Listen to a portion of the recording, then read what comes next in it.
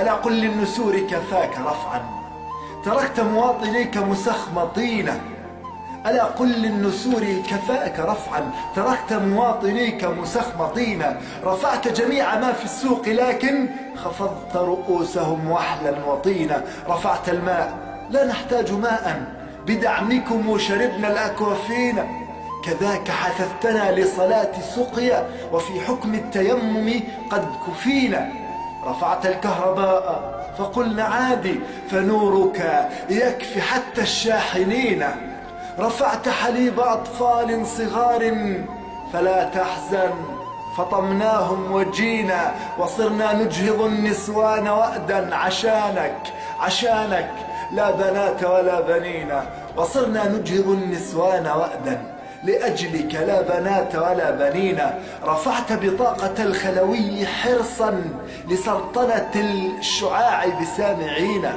وهذا الأمر متفق عليه رواه ابن السرور وابن سينا.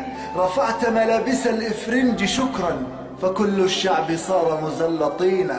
على ما قال مفتين ابن عبد يحث على لباس المتقين. رفعت النفط ليتك من زمان لتشجيع الرياضة يا أخينا. فأفهمت الكسالى ما دهاهم فنصف الشعب قد أمسى سمينا. رفعت الخبز فالبسكوت أرقى فداك أبي على هذا ضرينا.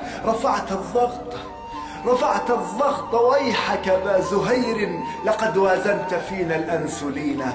رفعت ضرائبا حتى شحدنا فصغت ضريبة للشاحدين. لتكثير الأجور ونشر خير بحنكتكم تعلمنا الحنين. وأرخصت السجائر ليس إلا لننسى ما رفعت فما وعينا. ولكن عدت ترفعهن ضعفا فبان الأمر منك لنا يقينا. رأيت الراتب المسكين يذوي ويهرع مسرعا للدائنين.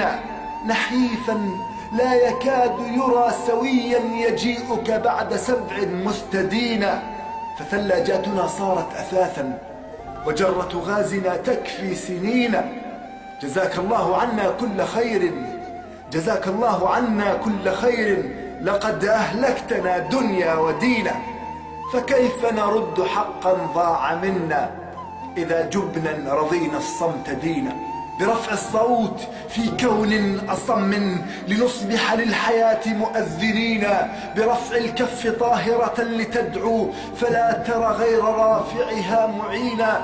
برفع ستائر الظلمات حتى نرى الحرية الحق اليقينا. برفع مداك من ذرات طين نجوز ذرى الملائك آدمينا. برفعة ديننا إنا عبيد به نعلو وبالباقي شقينا. برفع سماء همتنا عليا فما للخبز والحلوى حيينا. إياد قزاز.